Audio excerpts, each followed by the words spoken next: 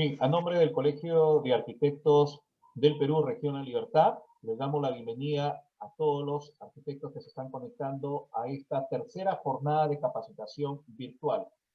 Tercera jornada donde vamos a analizar, y ha sido denominado, realidad y expectativas del sector construcción en La Libertad. Un análisis económico del sector de la construcción durante la pandemia, las expectativas de repunte que se puedan alcanzar al 2021 y algunos datos importantes sobre las obras que se vienen para la región de La Libertad.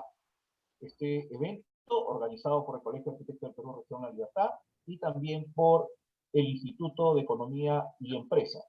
Como ponente vamos a tener al destacado economista Francisco Huerta Benítez, director del Instituto de Economía y Empresa, miembro del equipo técnico del PDM, Plan de Desarrollo Metropolitano, y PAP, Plan de Acondicionamiento Territorial de Trujillo 2020-2040.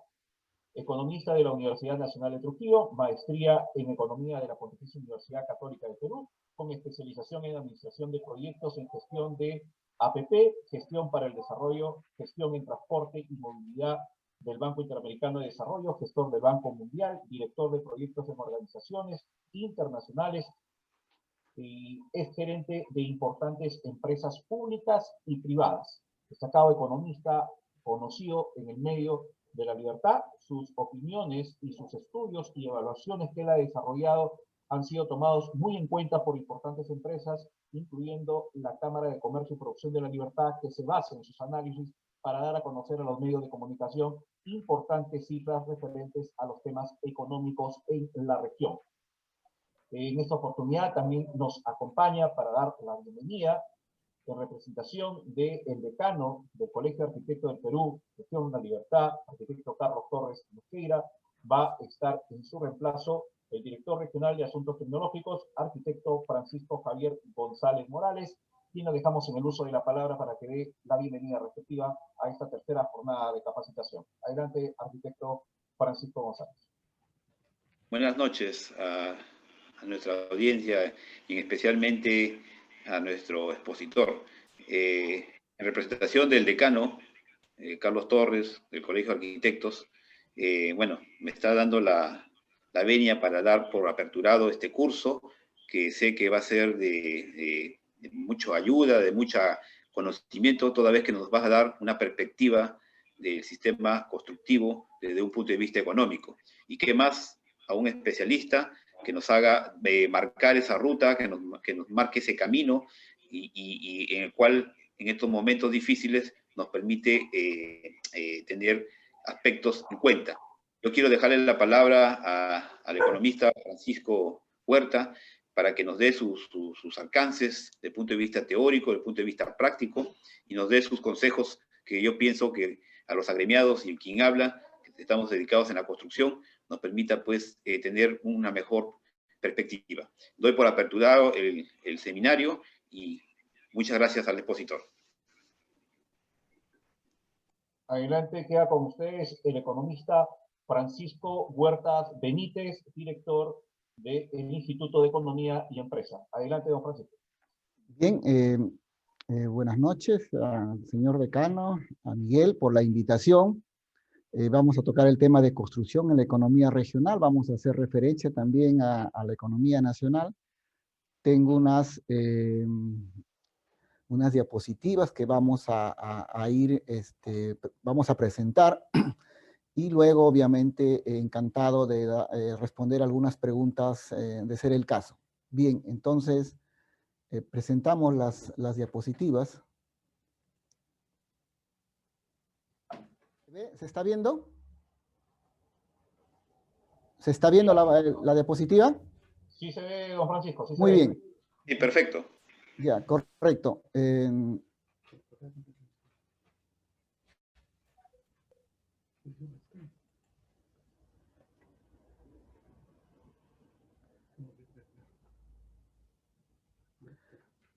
Bien, vamos a comenzar. Vamos a ver la construcción y la reactivación económica. ¿Qué nos dice?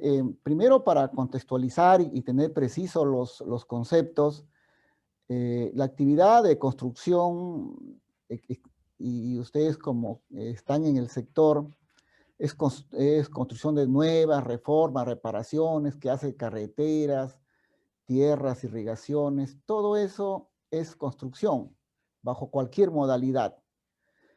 ¿Cómo se mide en términos de valor agregado? Nosotros calculamos, cuando hablamos, por ejemplo, del PBI, sector construcción, es el valor bruto del sector construcción, es más o menos lo que facturan. Y le quitan el consumo intermedio, es decir, el consumo, lo que le compran a otras empresas. Y lo que le queda se llama PBI, también se llama valor agregado bruto. ¿Y para qué se utiliza ese PBI? Se utiliza para pagar remuneraciones, para pagar impuestos, para consumo de capital fijo, o sea, para reponer la depreciación y el excedente de explotación o ganancia, ¿no es cierto? Ese es el PBI. Es decir, es lo que facturo en redondo, lo que facturo menos lo que le compro a otras empresas. Y para eso lo utilizo. ¿Para qué es eso? Eso me lleva al PBI de la libertad. El PBI de la libertad en términos corrientes el año pasado fue 33.521 millones de soles.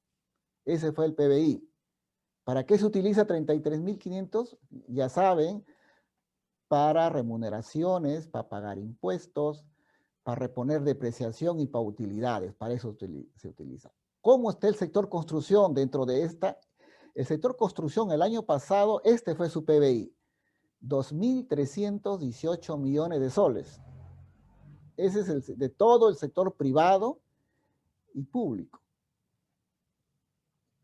¿Cuánto pesa el sector construcción en el PBI total de la región? 6,9. Este es el de 69, que fue atípico. Normalmente 6,2, 6,3 que vamos a ver. Entonces, ¿y cuánto representa el empleo? Ya vamos a ver con más detalle, 6%. Esa es la importancia. Entonces, lo primero que debe quedar claro es que el sector construcción en la región tiene un PBI de 2.300 millones de soles. Así, el año pasado. Representa, en ese mismo año, representó el 6,9 de la economía y el 6 del empleo. Así, el primer punto que está quedando claro. Bien. Vamos a volver de nuevo a los números, pero ¿qué dice la evidencia internacional? Esta información es viendo la experiencia internacional y de países que ya han pasado por etapas que nosotros estamos entrando, España, Europa. La principal característica, y es válido para el caso peruano sin duda alguna, tiene mecanismo de articulación, tiene su efecto multiplicador hacia arriba o hacia abajo, tiene una industria proveedora de insumos, también tiene encadenamiento hacia adelante, ¿no es cierto? Es decir, su efecto multiplicador es fuerte, y es más fuerte mientras más recesión haya. Ya veremos sobre eso. En las crisis pasadas, ¿qué ha probado? Que las familias y las empresas del sector privado a veces son reticentes, ahora son más porque no tienen para invertir en momentos de incertidumbre. Se detiene cualquiera, un inversor, un consumidor se detiene, no ve claridad y mejor se vuelve cauteloso. Pero en el sector construcción pasa algo muy especial. Los gobiernos pueden avanzar con proyectos de infraestructura, con planes de mantenimiento, cuyos procesos de aprobación son sencillos y rápidos. O sea, el sector es sui generis, el sector, y debería potencializarlo por el efecto multiplicador hacia atrás y hacia adelante, también por lo que es rápida la aprobación y tiene efectos rápidos, ¿no? También la inversión en infraestructura, los gobiernos pueden estimular directamente la demanda y la creación de empleo, algo que no sucede en ningún otro sector, para compensar la capacidad del gasto del sector privado. Eso se está demostrando en otros países. De ahí que este sector debía ser el líder en gasto. Todo debe tirarse, casi todas las balas a este sector, porque el gobierno puede estimular directamente la demanda y el empleo. En la mayoría de los demás sectores, el gobierno depende de que el sector privado esté dispuesto a contratar trabajadores adicionales y a cubrir su parte de los costos. En el sector construcción no sucede así. Es como decía, muy sui generis, ¿no? debe ser el sector construcción clave en la recuperación económica, tiene muchas ventajas porque es intensivo en mano de obra y emplea a muchas personas. También puede absorber a trabajadores de otros sectores con relativa facilidad. Esto tampoco sucede en otro sector. Por ejemplo, en las zonas, cuando por ejemplo suben los salarios y cuando se le dice, cuando estamos en plena cosecha, pero hay obras de construcción, no hay gente, todo se lo lleva a la construcción, dicen los señores que hacen agricultura, y les pagan más todavía, malogran la plaza todavía, dicen los de agricultura, ¿no? Ellos pueden pagar, pero nosotros no podemos pagar. Entonces, fíjense, rápidamente absorbe trabajadores de otros sectores. Y los proyectos pueden enfocarse en regiones y ciudades con fuerte recesión tras la crisis del COVID. Miren ustedes la enorme ventaja que había que tenerlo, sistematizarlo y plantearlo a las instancias de gobierno y decirle, estos somos en la región, construcción, por esto, y debemos tener un espacio especial, no porque preferencia, sino por la propia lógica económica, que es fuerte. Su otra característica es su filtración a la economía, es decir, ya hemos visto con lo que se llama aguas arriba y aguas abajo, los grandes proyectos benefician a las empresas locales, generan demanda de materia prima, transporte, como hemos visto, ¿no? Los proyectos también no solo pueden apoyar al empleo de actividad empresarial, también pueden servir de base para la aplicación de reconstruir mejor. Este es un tema fuerte, importante, porque la economía ha demostrado que hemos venido creciendo de una manera poco orgánica. La clase media, muchos de la clase media van a entrar a la pobreza. La clase media que tanto ha costado reconstruir ha sido fuertemente golpeada.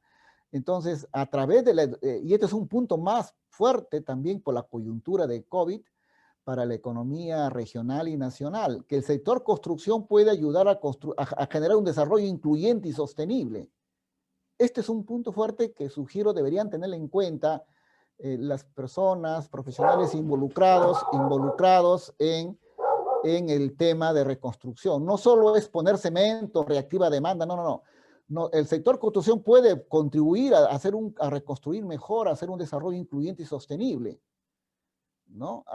Incluyendo objetivos ambientales y acceso a los más pobres a los servicios básicos. Miren ustedes la potencia que tiene el sector construcción, pero no lo han estado viendo así, lo han estado viendo como si fuera un sector más de la economía. Pero no es así, y esto es la evidencia internacional. Obviamente que ha sido, en algunos casos, ha sido rebotado por los medios nacionales, pero esa es la realidad. Ahora volvemos a los números. Ya tenemos claro qué significa en el sector construcción, ya sabemos la potencialidad del sector construcción, puede hacer una ciudad, construir a una ciudad inclusiva, descentralista, etc. ¿Qué ha significado el sector construcción en los últimos 13 años? El sector la economía regional hasta 2012, en este periodo, ha estado creciendo a poco más del 6% hasta acá, hasta el 2012. Básicamente por minería y manufactura, hasta acá. Luego, a partir del 2013, la economía, estamos hablando de la economía total, del 13 al 19 ha crecido poco más del 3%. Es decir, casi la mitad para efectos prácticos. Mientras la economía crecía al 6%, poco más, el sector construcción fue hasta el 5, 6, 5, 9, cuando crecía la economía al 6%. Esto era lo que representaba el sector construcción.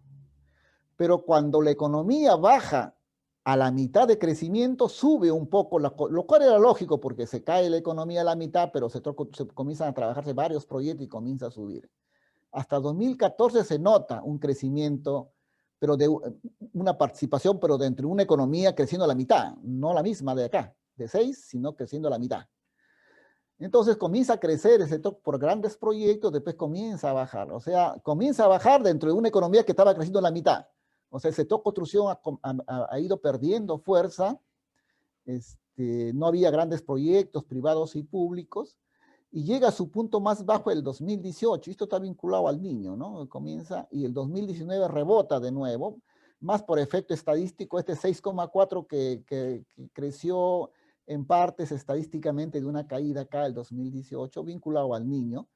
Entonces se levanta, ¿no? Y cuando se levanta, como si fuera poco, recién se estaba reponiendo el 2019, 3 meses después viene 3 meses después viene el COVID, ¿no? Un poco que lo han agarrado en postas al sector construcción y a los demás sectores, cuando recién se recuperaba del niño. Bien, entonces esa es la historia de la construcción en la región en los últimos 13 años. Luego, ¿qué ha pasado el 2018? Ya hemos visto que cayó. Miren, el 2018, los anaranjaditos son 18. El 2018 hubo sectores que crecieron. Miren, lo que están para acá son los anaranjaditos para el lado derecho fue que crecieron. Miren, varios sectores crecieron, anaranjaditos a la derecha. ¿Quién se cayó? La electricidad y se cayó la construcción. ¿Quién creció? Todo el mundo creció, pero la construcción cayó. ¿Qué pasó el 2019? El 2019 sí aparece el sector construcción azulitos, pero al lado de acá, ¿no? Se levanta fuerte, crece fuerte el sector construcción por el efecto rebote, casi 20% el año pasado en la región, se contrasta con la caída del año pasado, del 18, con respecto al 17, este 19. Entonces, también todos los sectores, a excepción de electricidad, todos los sectores crecen, en realidad, sector de manufactura. Manufactura, el 2019 se cayó en 2,2%. También cayó la minería, básicamente por Barrick cayó. O sea, la minería viene cayendo ya. Fíjense, 18 cayó casi 13 y cayó la minería en casi 12. Y esta también afecta a la minería, sin duda alguna, ¿no? Porque es una demanda derivada.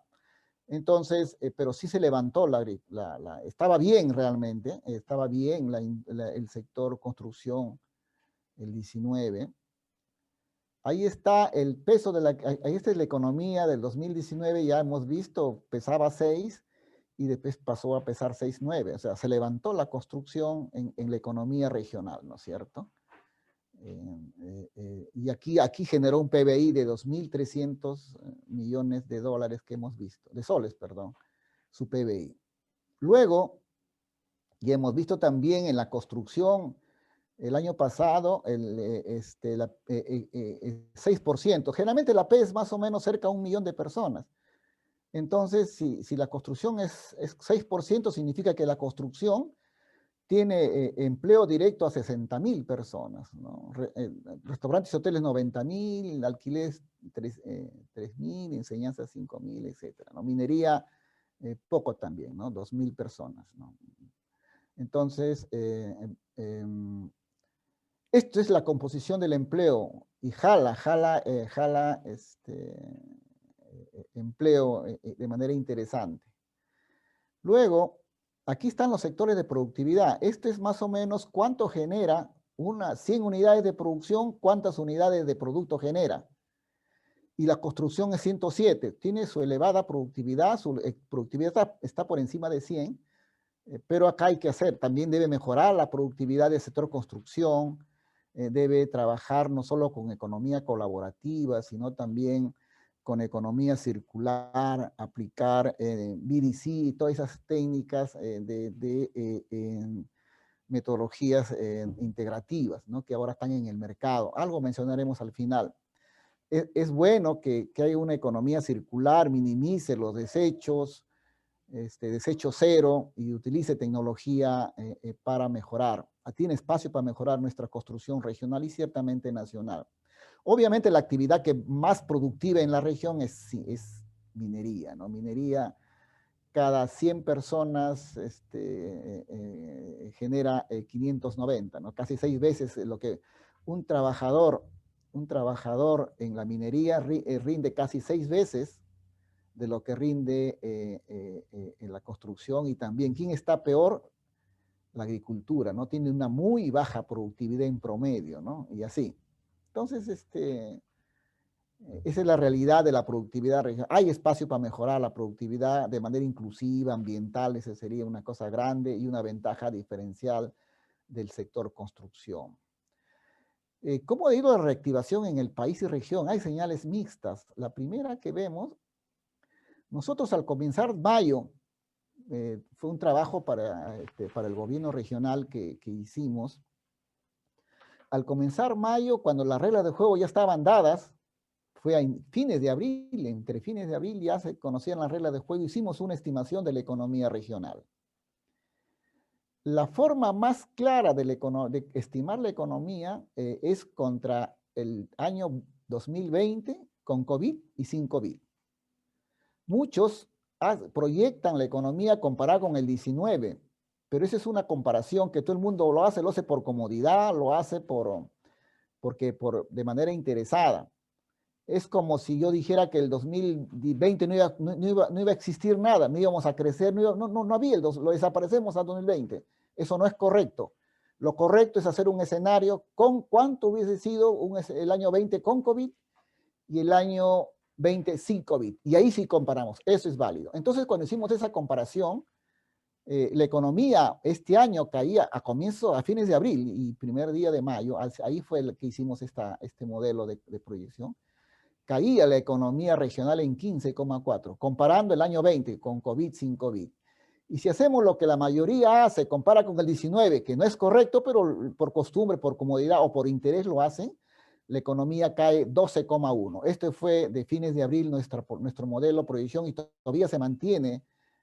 Esperamos en los próximos, unas semanas, sí, volver a actualizar el modelo, pero hasta ahora lo veo firme, lo que hicimos hace 3, 4 meses atrás, ¿no? Entonces, y aquí vemos los sectores cómo crece. Y también estimamos que para el 2021 la economía iba a crecer 10% y después iba a caer.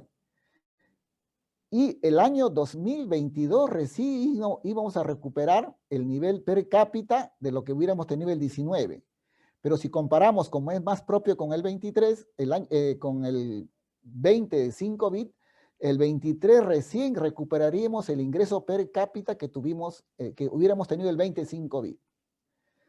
Y el 22, reitero, íbamos a recuperar el nivel per cápita que teníamos el 2019. Casi como 3 años perdidos, 20, 21, 22. Entonces, esa es la realidad del modelo que construimos para proyectar la economía regional. También analizamos por construcción. Nosotros calculamos que para este año, reitero, a fines de abril hicimos, cuando ya sabíamos la regla de la apertura económica, que cuando comparamos el sector construcción con COVID y sin COVID, que lo más realista es 20% cae construcción este año. Cuando comparamos el 20 con COVID versus el 19, cae 17%. Esa fue nuestra proyección. Estrictamente hablando, es 20% lo que esperamos que caiga. Vamos a mirar consumo de cemento, consumo de energía y vamos a ajustar nuestro modelo para ver ya con mayor precisión, pero hasta ahorita yo lo veo sólido, lo veo que se mantiene el modelo en proyecciones. Ahora recién ya comienzan a hablar, como ustedes han visto, aquí ya comienza que el Banco Central ya calcula 15, otro 12, otro 13, pero nosotros tenemos esa claridad. Esos tiempos no difundimos mucho, hicimos alcanzar a varias agencias privadas y públicas, pero no difundimos mucho el modelo porque podía ser una herejía. Mientras la gente estaba falleciendo, uno con su modelo de crecimiento económico, como que no le hacían caso, ¿no? Entonces, uno podía exponerse a que le hagan bullying, ¿no? Entonces, simplemente hicimos de una distribución reservada del modelo, pero ahí está la fortaleza del modelo, eso es lo que esperamos según el modelo para la región La Libertad, ¿no? Lo más probable es que sea 17, porque todo el mundo compara, reitero, con el 19, pero lo real es que debía ser 20. Bien. También vamos a mencionar rápidamente sobre temas sanitarios. No podemos hablar de economía sin hablar de cuestión sanitaria. Nosotros también, para el gobierno regional, estimamos también indicadores sanitarios. El indicador que es el indicador que es más aceptado en el país por ser lo más elaborado posible que existe para el país es la tasa de reproducción R. Cuando la R es menor que 1 significa que no hay capacidad de contagio. Si la R es mayor que 1, ya se puede contagiar 1 a 1. Si es mayor que 2, así, ¿no? Entonces 1 contagia a 2, 2 a 4, 4 a 8, 8 a 10, y así se va, ¿no? Como una pirámide se expande, ¿no? Entonces, muy importante es calcular este valor.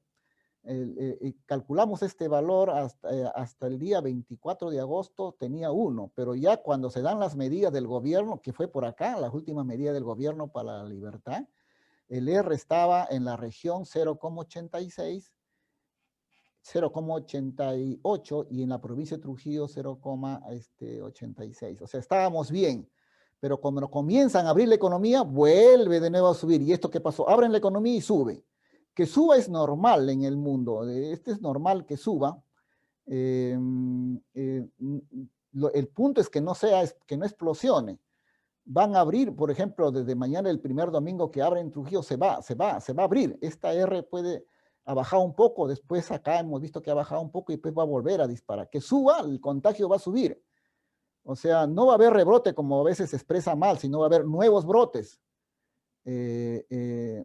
Sí habría, reitero, y esto es importante mencionar para el caso de La Libertad, porque a veces se dice va a haber una explosión fuerte y la economía se va a retraer. Sí, se aplica la política y el acordeón, pues mientras más, cuando la economía estaba bien, los indicadores sanitarios lo abrían, y se ponían feos los indicadores sanitarios, digamos una R 1.3, 1.4, rápidamente se contraía, ¿no? Esa es la política de acordeón, y nosotros hemos sido castigados por varias razones por evidenciar una RP de 1.3, 1.4, que es malo.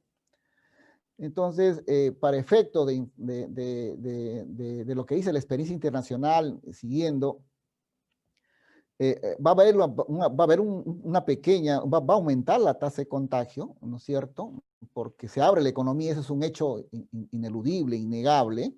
El punto es que no sea explosivo. Han hecho análisis de prevalencia en Lima, han encontrado 25% que sería la real tasa de infectados. En Iquitos se encontraron 70, pero cuando tuve oportunidad de revisar ese informe técnico no era muy serio, no era muy consistente.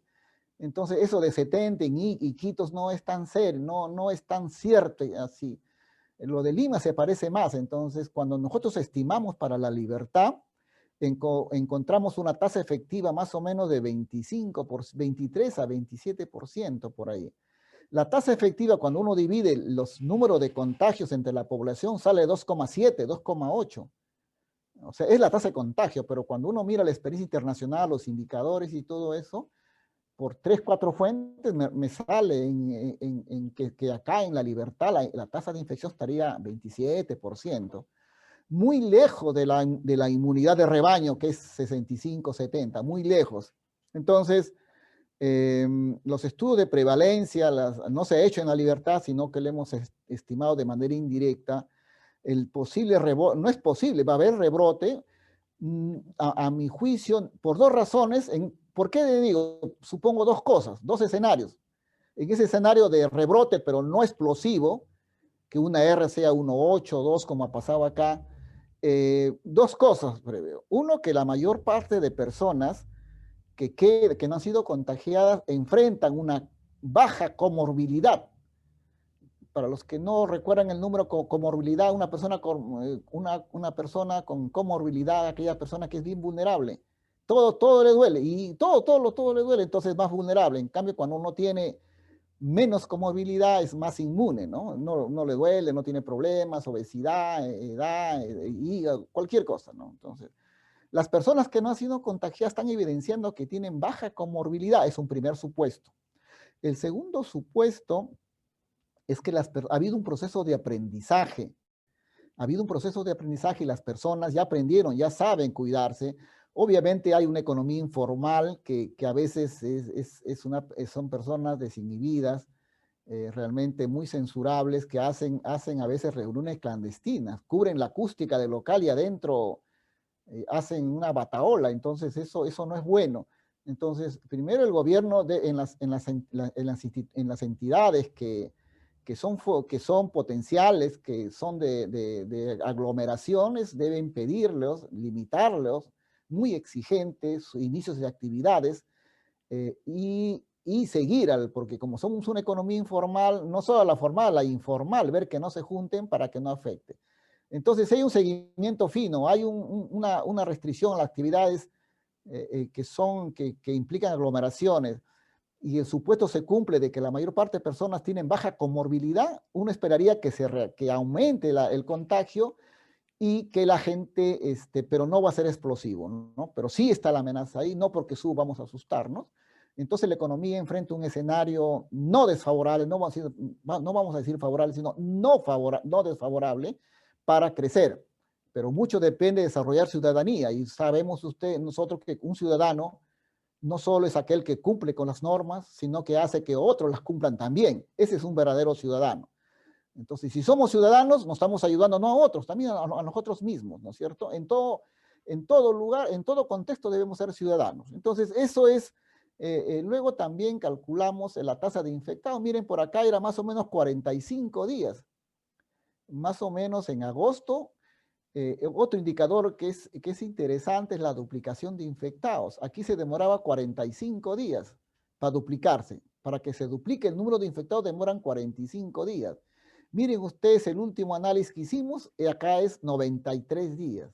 ¿Se dan cuenta? O sea, se había duplicado el periodo, o sea, la demora en duplicarse había aumentado de 45 a casi 90 y tantos días. Entonces, íbamos bien, o sea, la tasa de duplicación demoraba más días, entonces estaba bien, o sea, la economía estaba fluctuando razonablemente bien, con algunas caídas, pero en general claramente. Entonces, los indicadores sanitarios, uno mira tendencia, esta línea azul sale del modelo, es un modelo logarítmico. Esta línea azul, esta línea punteada azul muestra claramente una tendencia hacia arriba, o sea, estábamos bien. Obviamente que hay baches, pero no nos debemos asustar por estos baches, eso sucede en todos lados. Parece la cotización en la bolsa de valores, ¿no? Sube, baja, pero lo importante cuando uno analiza seriamente las tendencias, mira esta serie, este azulito. ¿Sigue subiendo? Bien. ¿Baja? Sí baja, pues. Esta rojita es con promedio móvil, y es más ajustado, no elimina estas perturbaciones, entonces sale bien. Entonces las condiciones eran favorables. A veces algunos se asustaban cuando miraban una subida y con razón, porque no conocían mucho la mirada estadística. Estos son modelos serios, aceptados en el mercado, de alto estándar, entonces funciona, ¿no? Y por eso era recomendable. Y seguramente en Lima se guiaban también de esos modelos. Lima se guía de este modelo. El MINSA y el grupo de prospectiva y el ejecutivo se guía, el MEF también se guía de la R. En la R nomás lo miran. Y seguramente otros más, pero se concentran en la R, ¿no? Luego, también hemos hablado de esto, y también la tasa de crecimiento, ¿no? Comienza a caer, pero Trujillo siempre, en la última semana, vimos que Trujillo comenzaba a molestar. Durante todo el periodo, Trujillo se movía casi bien parecido a la región. Miren ustedes la forma de curva, ¿dónde se desalinean? En la última semana de agosto se desalinean, de septiembre, perdón, septiembre, la última semana de septiembre se alinea. Mientras seguía cayendo la tasa de crecimiento diario de infectados en la región, en Trujillo iba subiendo, como nunca se desalinea esta subida, ¿no? Era preocupante, ¿no? Entonces aquí había que meter fuerza, algo está pasando ahí, porque todo el periodo se están alineaditos y justo acá se comienzan a desalinear, ¿no?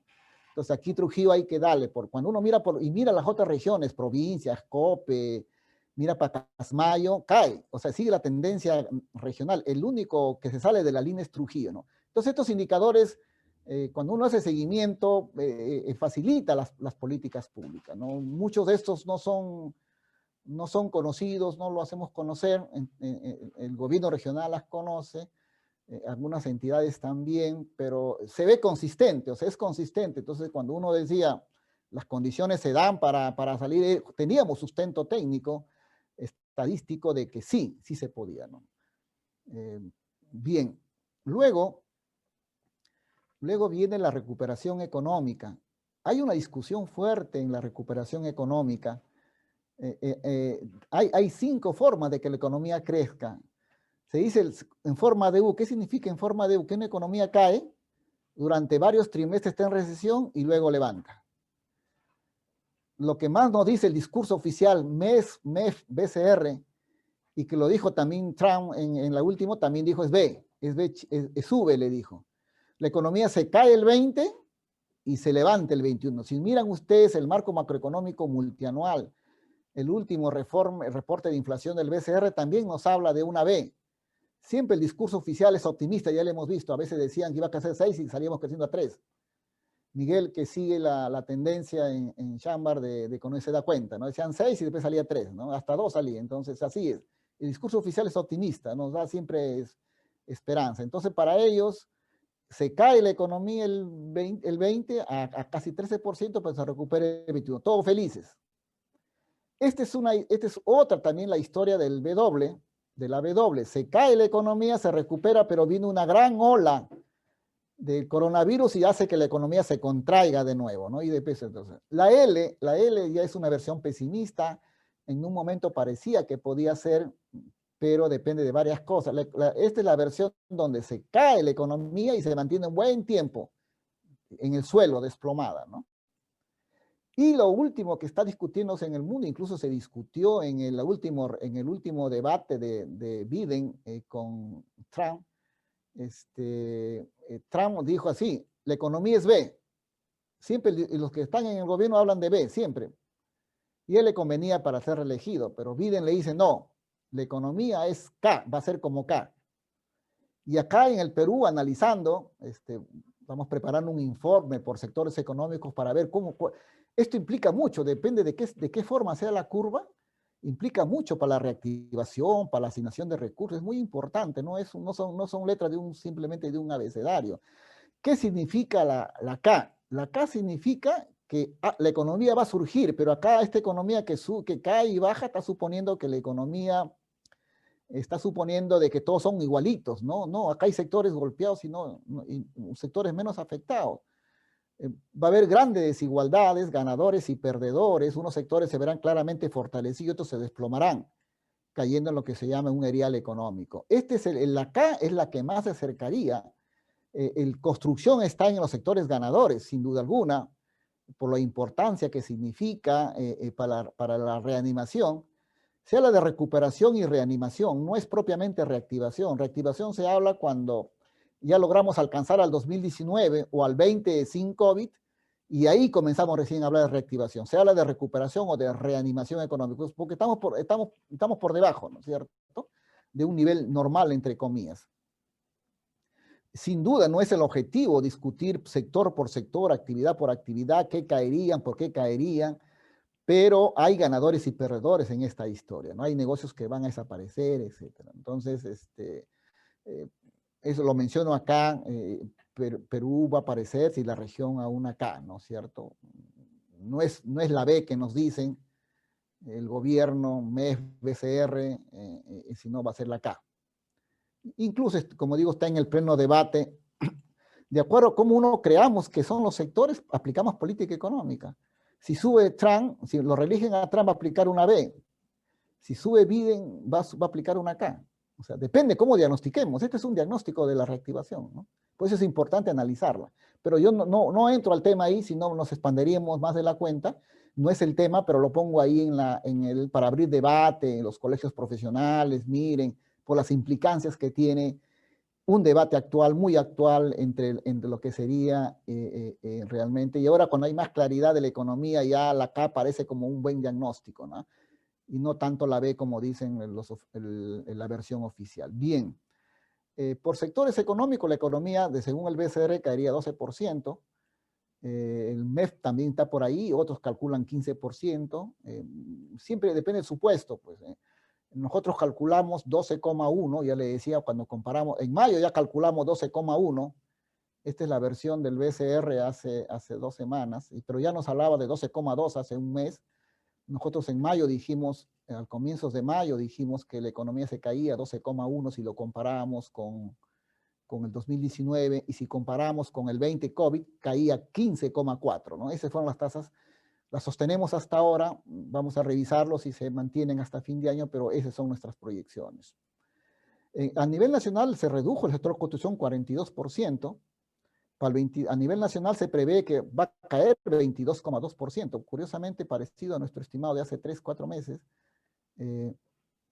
4 meses en realidad, y se prevé que va a subir 23 el otro año. Este está estimado a nivel nacional, ¿no es cierto? Esta es una referencia. Y acá también están por sectores, siempre el Perú, también, a lo que decíamos, el primer semestre ha sido un desplome total, 42%, se ha caído. acá está lo que decíamos, este del reporte, el último reporte de inflación que lo han hecho público hace una semana más o menos. El sector construcción cae 22% y se espera que crezca el 23%, ¿no? O sea, una caída le sigue una. O sea, va a ser un sector ganador realmente el sector. Luego, el despacho de cemento, que es un indicador líder adelantado. Fíjense en lo que pasa en agosto. En agosto ya el 2020 como que lo llega a pasar incluso al 2019, el mes de agosto. Ya lo llega a pasar, pero cuando o sea, el consumo de cemento en agosto ya lo llega a pasar al agosto del año 2019. Pero en el acumulado, o sea, de enero a agosto 2020 versus enero a agosto 2019 cae 18%. O sea, en el acumulado cae o sea, hasta agosto la economía a nivel nacional de construcción está siendo golpeada en 18%, pero ya comparando mes con mes, ya ligero, ¿no? Esta curva que vamos a ver acá refleja con más nitidez el comportamiento. Toca fondo en abril, todo estaba cerrado, miren, esto nunca había pasado realmente, cero, tocó fondo. Pero ya el del 2020 ya comienza a levantar paulatinamente y ya alcanza y logra pasar a los agostos de todos los años. A los agostos de todos los años, desde el 14, 15, o sea, el mes de agosto, el nivel del mes de agosto supera todos los agostos de los últimos 5 años. Eso nos quiere decir esta curva, acá. ¿Cuánto va a seguir? Probablemente siga esta curvita subiendo, subiendo, subiendo, pero al final va a perder, o sea, igualito va a perder frente al 19. Si bien mes a mes va a ir subiendo, subiendo, subiendo, pero no va a alcanzar, el sector se va a caer. Nosotros hemos calculado para la región 16% nuestros estimados, si comparamos con 16. ¿Por qué? Por esta tremenda brecha, ¿no? Esta tremenda caída hace que el año se caiga, ¿no es cierto? A nivel de la región también, los despachos de cemento crecieron 33,7, ese es del informe del BCR que hemos tomado. Pero cuando comparamos hasta julio cae 30% en términos de despacho. El despacho de cemento se toma como una variable proxy del comportamiento de construcción. Se cae 30% de enero a julio 2020 con respecto a enero a julio 2019, ¿no? Luego, aquí también están, en abril también se cayó 100%, acá se cayó 99%, o sea, una pequeña variación, pero se desplomó. Ya en julio ya muestra un comportamiento positivo menor a lo que observas a nivel nacional. Se observa, ¿cuánto era a nivel nacional?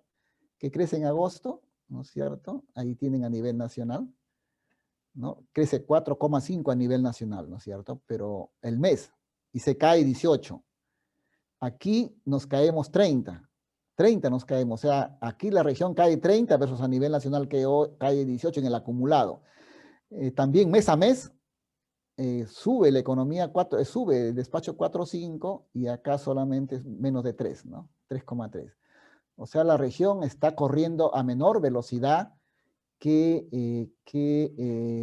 el país, ¿no es cierto? Por lo menos un punto y medio porcentual. Ahí están aquí viene, aquí no hemos querido llenarnos de cuadros, porque no era la idea explicar los proyectos grandes, pero hay un conjunto de proyectos, el Puerto Salaberry, que va a invertir este año más o menos 230 millones de soles, el aeropuerto, el Mall Plaza que también ya hubiera terminado a fin de año ya un gran proyecto que está haciendo de ampliación, más o menos 10,000 metros cuadrados. Se paralizó por el COVID. Con 10,000, un poco más de 10,000 metros cuadrados, van a tener 80,000 metros cuadrados de área construida. Entonces va a ser el mall más grande, de todo el interior del país. O sea, vas a tener un monstruo comercial ahí que va a delinear, ya lo está haciendo, va a delinear ahí todo lo que marca,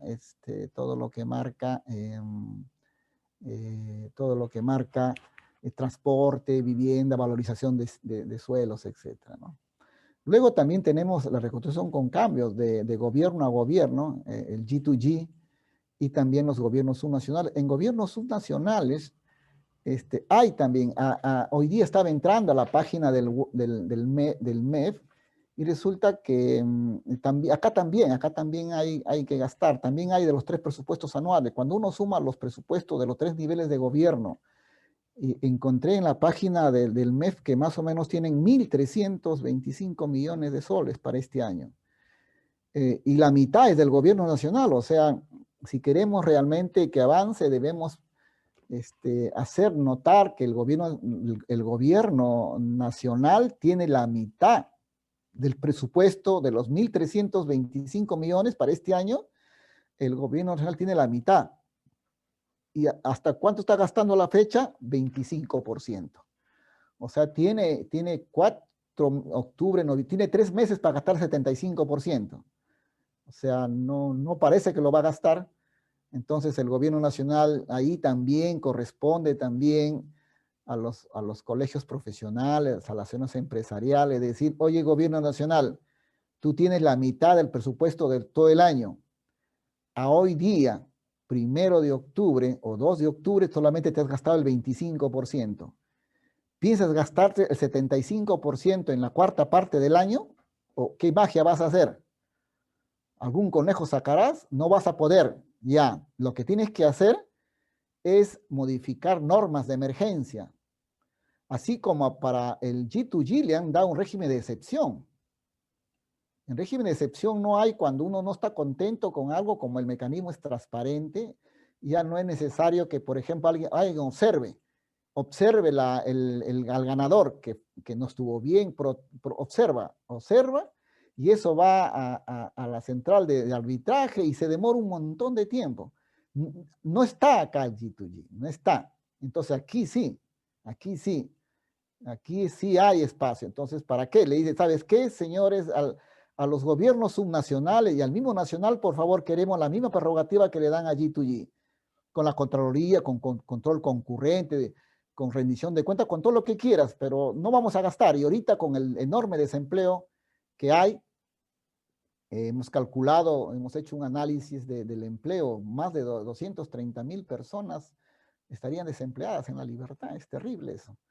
Entonces, y el sector construcción es clave para eso. Entonces, ahí se requiere que los colegios profesionales hagan un informe técnico, propongan, señores, reitero, igualito como le da la prerrogativa al G2G, también queremos para gastar, porque no vamos a poder gastar el 75% del presupuesto dentro del 25% de tiempo. Eso no lo hace nadie. Entonces, ya sabemos que estamos jugando a perder. Perdamos, pero por 1-0, no perdamos por 10-0. Pues ya no perdamos más de lo que nos afecta. Entonces, ahí sí hay un espacio. ¿Y quién es el que levanta? Construcción, pues simplemente es construcción. Entonces, ahí hay un buen tema que deberían enarbolarlo, deberían verlo las cámaras empresariales, etcétera, etcétera, y decir, reitero, las mismas prerrogativas que tiene G2G, también para nosotros. ¿Por qué? No somos de otro planeta, ¿no? También queremos, pero ríndanos, vamos a rendir cuentas, control concurrente, pero no nos hagan pasar por ese vía crucis de trámite y trámite y trámite. Ahí se requiere un régimen de excepción.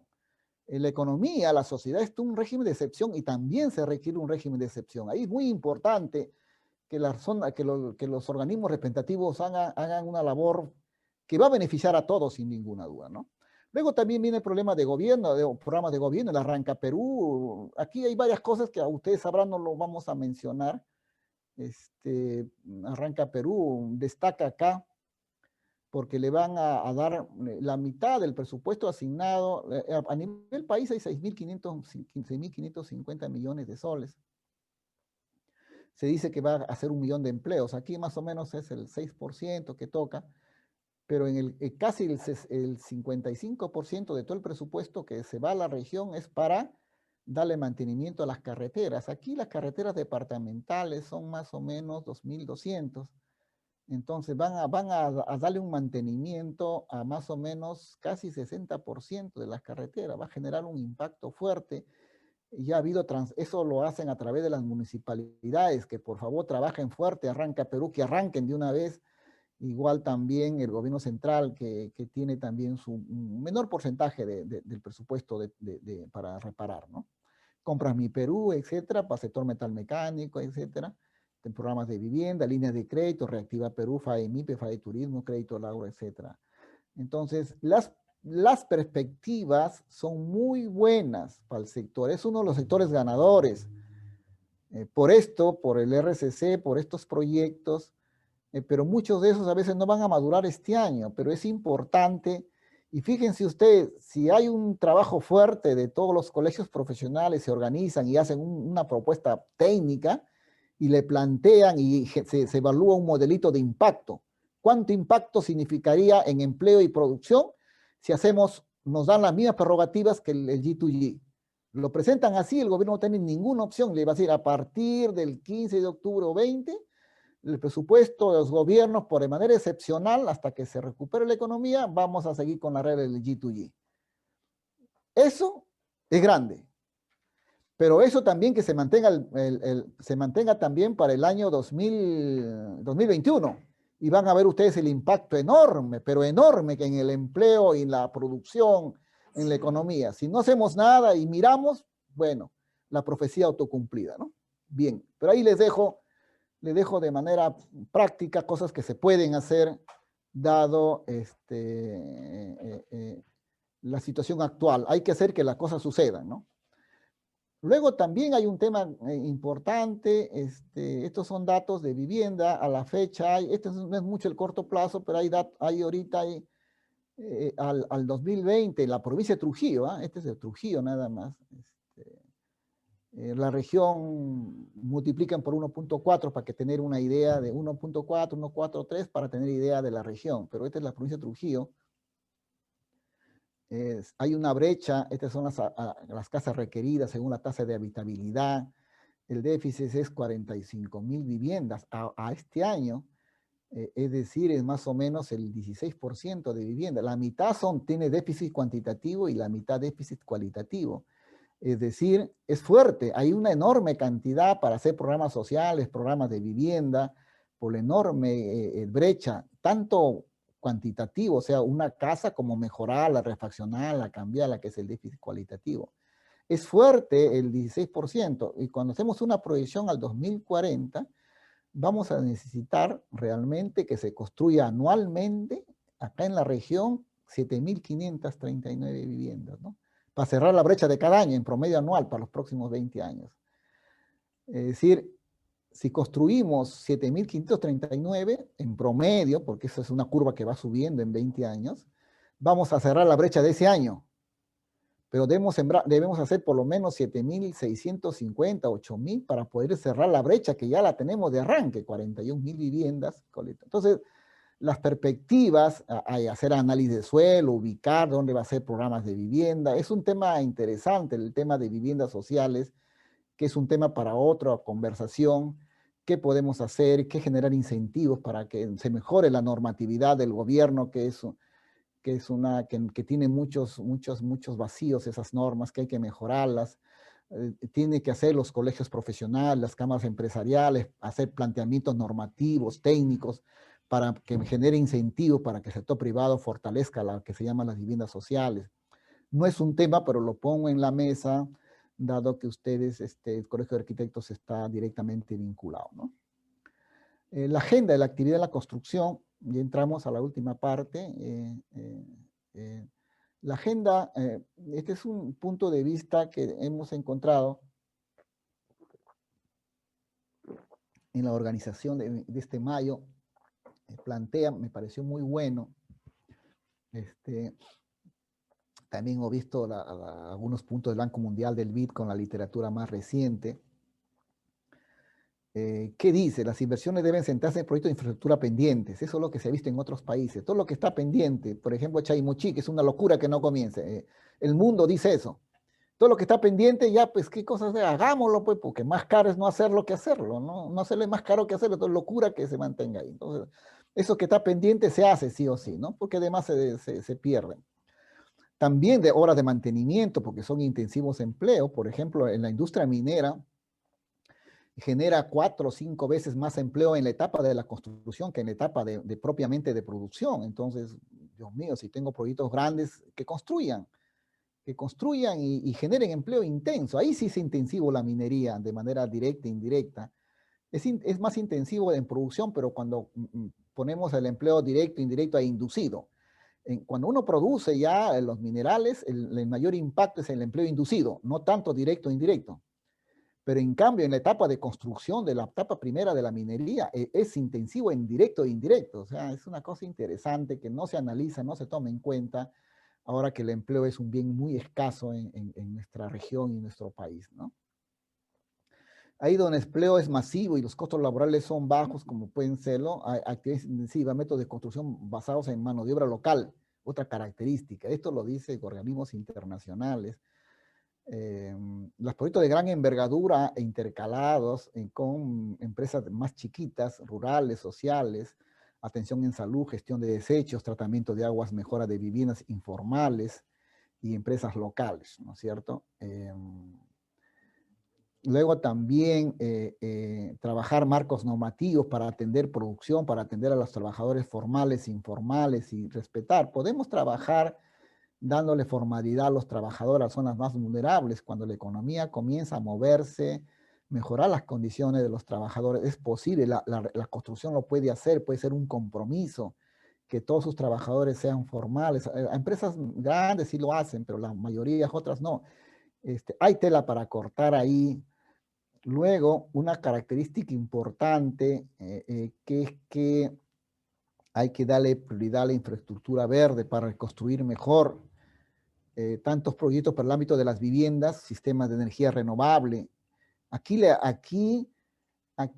el sector construcción no está creando solamente viviendas, no hay que recuperar el nivel previo, que no es bueno, es vulnerable, es poco resiliente, poco inclusivo.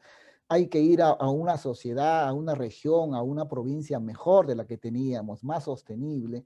Entonces, muy importante de que en el sector construcción trabajen con energías renovables, ¿no es cierto? Adaptación del transporte y la recuperación del medio ambiente, impulsar la economía circular, ¿no es cierto? Que nada sobre, todo se vuelva a reutilizar, ¿no es cierto? Ahí el sector construcción juega un papel, y este es un rubro igual, o más importante que estás diciendo, reactiven la economía y el desempleo. No, señores, vamos a reactivar el empleo, pero además vamos a reconstruir mejor, vamos a una ciudad más igualitaria, más justa. Vamos a impulsar economía circular, economía colaborativa. Eso es grande y es fuerte, es el futuro. Eso debe estar en la agenda del sector, ¿no?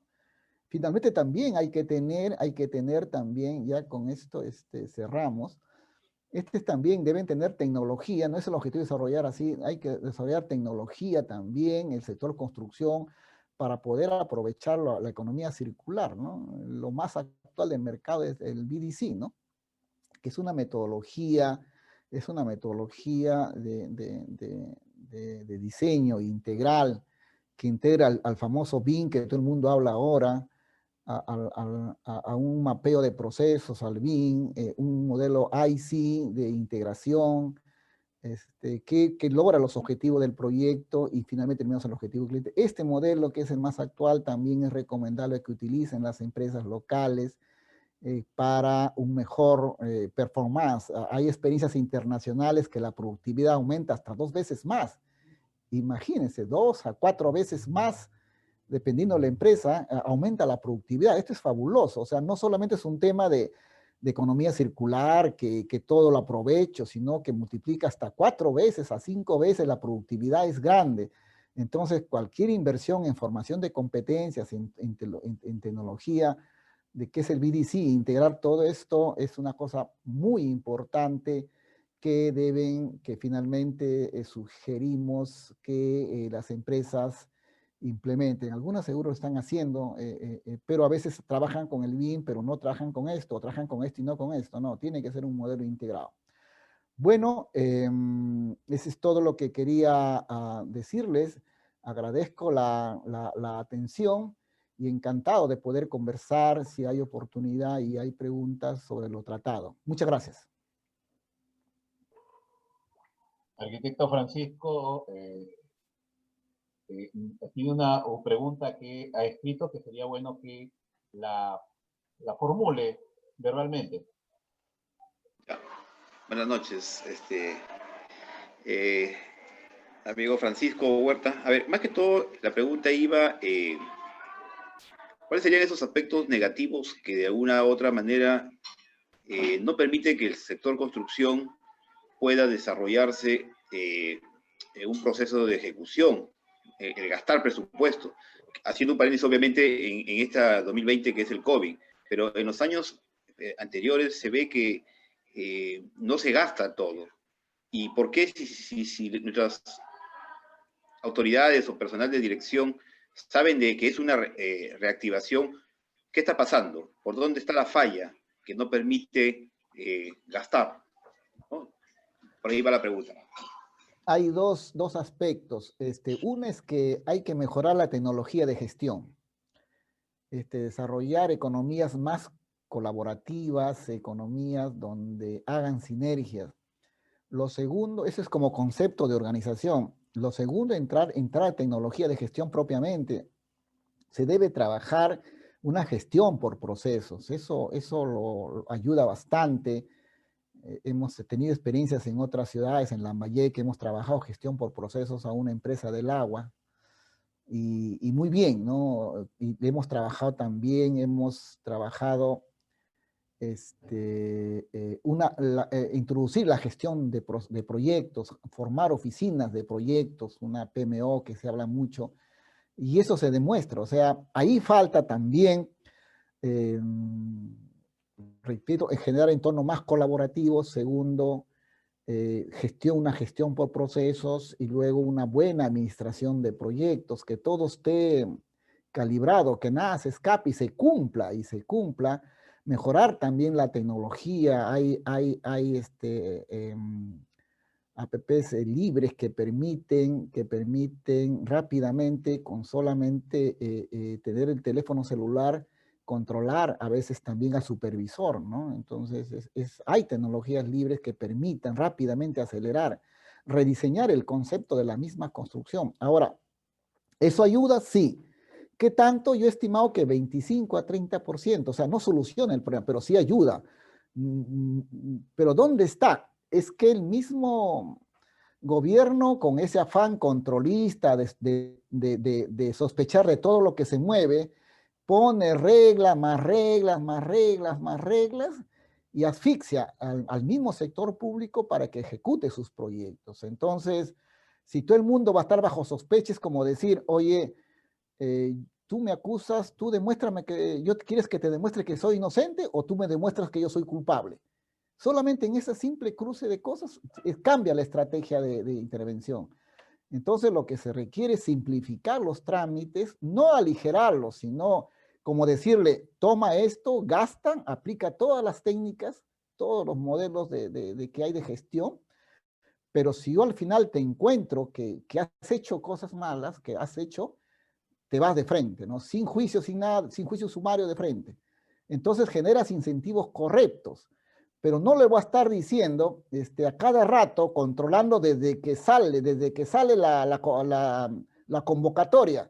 Tienes que estar aquí, si alguien le dice que no está de acuerdo, pasa un mes para que se pueda hacer, el otro tiene hasta un mes para poder levantar si está de acuerdo o no. Entonces, y todo se paraliza, todo el mundo sospechoso de todo. Y en el sector público dice, hasta un mes se puede en Lima resolver, y ojalá lo hicieran hasta un mes, ojalá lo hicieran a los 5 días, esperan el último día. Entonces, ahí hay un problema fuerte.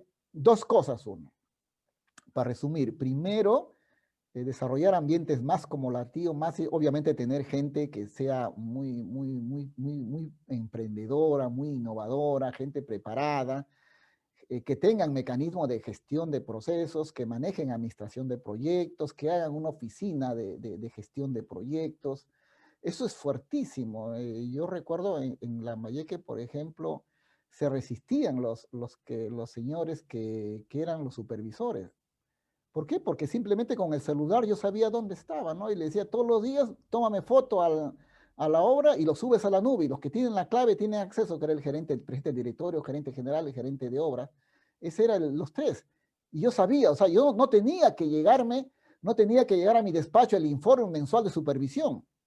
Yo ya sabía lo que iba a pasar, así es que si llegue o no, Y yo ya sabía a fin de mes cómo estaba esa obra, porque yo lo podía ver en mi celular. Y eso no lo aplican, ¿no? O sea, existe tecnología, alguna de ellas es libre, es increíble por intereses, por desconocimiento, por la razón que sea, no lo aplican.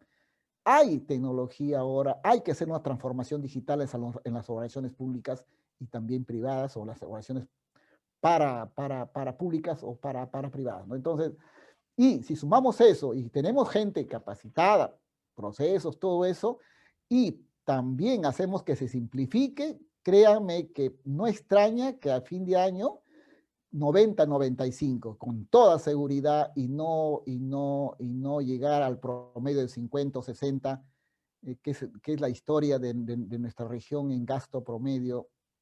Aquí más, en años pasados el fuerte ha sido los gobiernos locales. Tradicionalmente de todo el presupuesto público, el gobierno local ha sido 2/3. O sea, los gobiernos locales son fuertes, pero como están separados, nadie se mete con ellos, solito, pues cada uno hace de la forma que hace, y que el que maneja 2/3 de todo el presupuesto solamente gaste la mitad, en el conjunto se siente fuerte, pues, ¿no es cierto?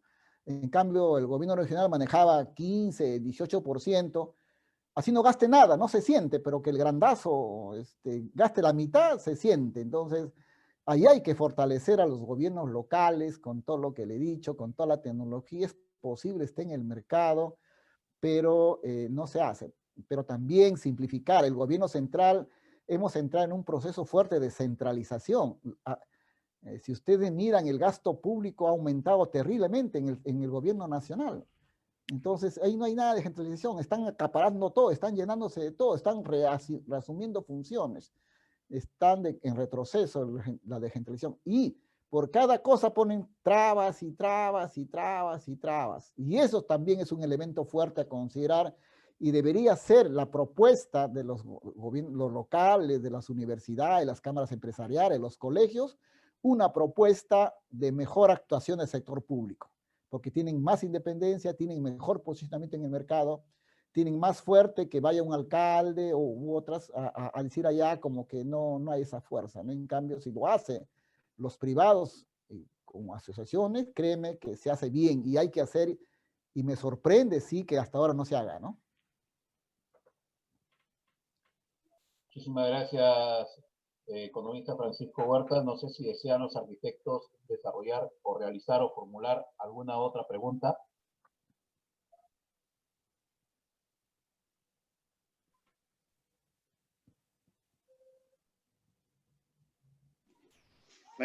Miguel, más que todo, un comentario que va en relación a la información que nos ha brindado Francisco Huerta, y creo que lo veo importante para el gremio, ¿no? En lo que va, por ejemplo, en los aspectos cuantitativos y cualitativos. Digamos que de manera independiente el agremiado hay una opción, una ventana en lo que es la inversión en construcción en cuanto a refacciones, mejoramientos, ¿no? Y que por ende también lleva pues a eso al trabajo, o uno de los rubros del arquitecto, que es, por ejemplo, las licencias o aspectos técnicos que se manejan. Entonces, por ahí como que también es un dato importante lo que se ha brindado, y creo que lo veo positivo. Obviamente mirando con buenos ojos todo, ¿no? No estamos bien, pero tenemos que estar mejor para poder estar preparados a un cambio, ¿no? Entonces yo creo que por ahí va más o menos a lo que comentaba Francisco Huerta, y creo que podría ser un aliciente, si se quiere decir así, a los agremiados en este tema complicado ahora de la construcción. Gracias. No sé si desea, economista Francisco Huerta, agregar algo más para culminar ya este evento. No, bueno, agradecer la invitación. Yo creo que hay mucha agenda pendiente y muchas cosas que repensar. No pensemos, por favor, en volver a la situación previa. Ese es un error no solo conceptual, sino de desarrollo. Hay que ir a una situación mejor, y cuando nos planteamos a una situación mejor, comenzamos a rebobinar el cerebro, a repensar muchas cosas que las tomamos como dadas, como que están ahí, como la ley de la gravedad, que no se puede mover. No, sí se puede mover. Y en emergencia, con COVID, se puede replantear. El gobierno vive con sus urgencias y sus emergencias, con su presupuesto que tiene. En cambio, la sociedad privada la que debería ser. Las universidades están totalmente ausentes de esta, digamos, sociedad mejor. El mundo está reclamando. Lean todos los documentos internacionales. Todo el mundo dice, es una buena oportunidad para ir a una sociedad mejor, más inclusiva, más resiliente, más ecológica.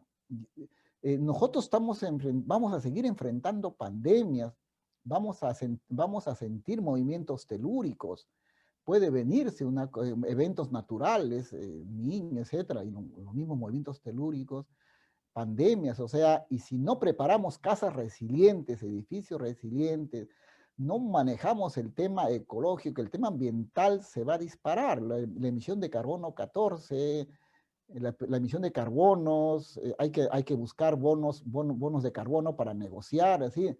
Hay que volver a pensar en que el desarrollo se da las condiciones de hacer un mejor futuro, no solamente crecer, vender, comprar, generar empleo, porque podemos volver a la situación anterior y nos va a encontrar frágiles, porque ya nos deja débiles. Ahora nos encontró fuertes en el sentido de que hemos tenido presupuesto, hemos tenido reservas y todo eso, pero en términos de gobierno nos ha encontrado fuertes, pero no más nos va a encontrar fuertes. No, cualquier cosa que venga lo va a encontrar débiles. Va a ser un tremendo ajustón si es que no mejoramos. En cambio, el sector privado hemos visto una sociedad frágil, una sociedad que ha venido creciendo, aparente crecimiento, porque no es posible que venga un ser como un coronavirus y nos haga tanto daño, ¿no? No hemos estado preparados. Entonces, la construcción, dado que estamos hablando del sector, tiene un rol fundamental. Hagamos una mejor sociedad y podemos hacer negocios aumentando la rentabilidad social. Ese es el punto. No podemos hacer negocios a costa de la rentabilidad social. Los dos pueden caminar. Tenemos espacio porque hay para avanzar en los dos. Y eso es muy bueno. Y las actuales y futuras generaciones van a agradecer lo que esta generación puede hacer, ¿no? Hasta ahorita no está dejando nada bueno para el futuro, pero tenemos la oportunidad de dejar bueno para el futuro.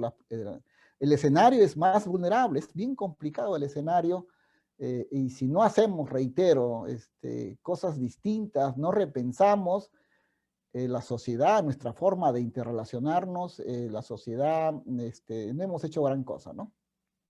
Y gracias, por supuesto, por la invitación, y seguramente habrá en otra oportunidad conversar de otros temas, ¿no?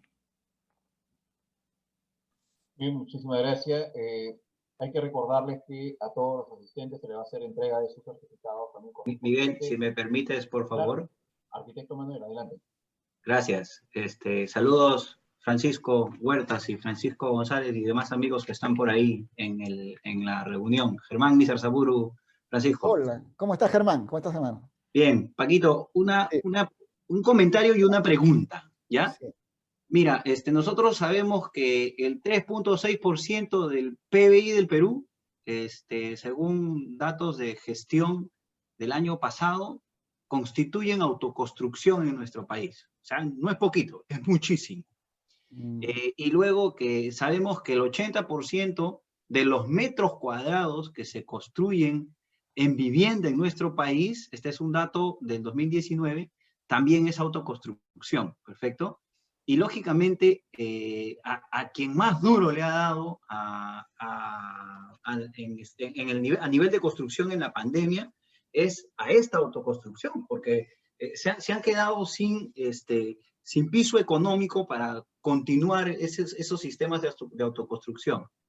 Entonces, el comentario un poquito viene en relación a que esta autoconstrucción muchas veces da empleo a arquitectos más jóvenes, sobre todo, y a maestros de obras que mueven la economía de una manera bastante importante.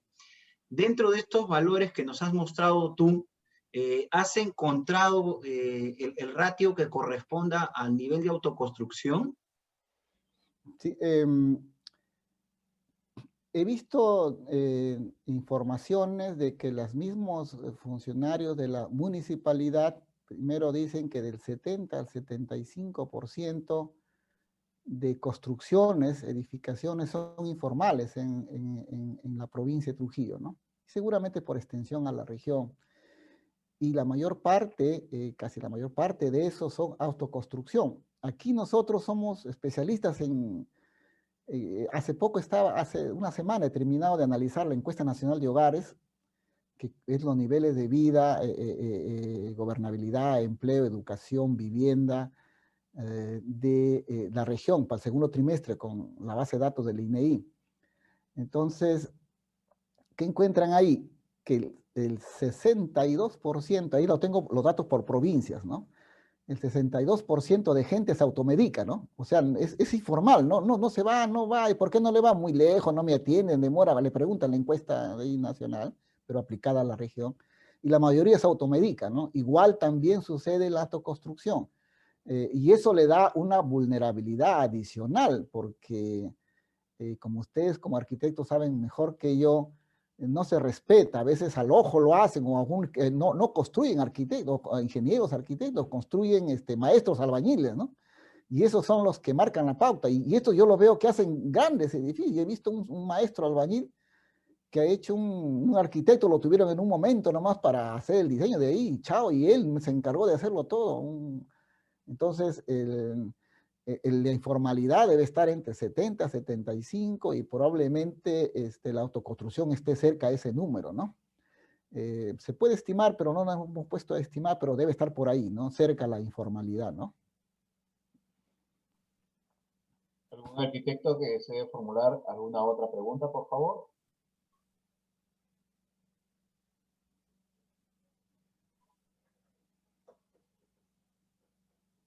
Bien, si no hubieran más interrogantes para nuestro destacado ponente, el arquitecto, el economista Francisco Huertas, vamos a dejar en el uso de la palabra para que dé por clausurado esta tercera jornada de capacitación al arquitecto Francisco González. Bueno, agradecer una vez más a nuestro ponente Francisco Huertas. Como dice, en cualquier momento nos estaremos molestando otra vez para que nos amplíe algunos conceptos. A los agremiados que nos han acompañado hoy día, y en representación del decano del Colegio de Arquitectos, Carlos Torres, quien habla Francisco González, agradecer a Miguel por su apoyo siempre presente, y bueno, a cada uno de ustedes, veo ahí a Rolando, Alonso, Daniel, Merly, a Brian, agradecer a Gustavo, Trabuco, Ruby, y uno por ahí que se me escape, a todos, a Germán, por acompañarnos, y bueno, damos por clausurado estos puntos importantes que nos va a servir a entender una perspectiva en este día a día que estamos con nosotros metidos en la construcción. Agradecerte, Francisco, una vez más, y bueno, agradecer a todo el equipo del gremio. Gracias. Muchísimas gracias, arquitecto Francisco González, a todos los arquitectos que se han dado cita en esta oportunidad en la tercera jornada. Muchísimas gracias. Vamos a estar ya más adelante dándoles a conocer también lo que continúa en esta jornada de capacitación, siempre enfocadas a la realidad que estamos viviendo, a la situación y a la coyuntura, porque ese es el objetivo del colegio, tenerlos preparados, componentes que les brinden a ustedes datos estadísticos, que le den a conocer cifras para que ustedes más o menos puedan manejar mucho mejor las empresas. Muchísimas gracias, Francisco Huertas, muchísimas gracias por el apoyo, y se les hará llegar a cada uno de ustedes sus certificados correspondientes a nombre de, como lo señalaba el arquitecto Francisco González, de nuestro decano, del arquitecto Carlos Torres. Muchísimas gracias y muy buenas noches.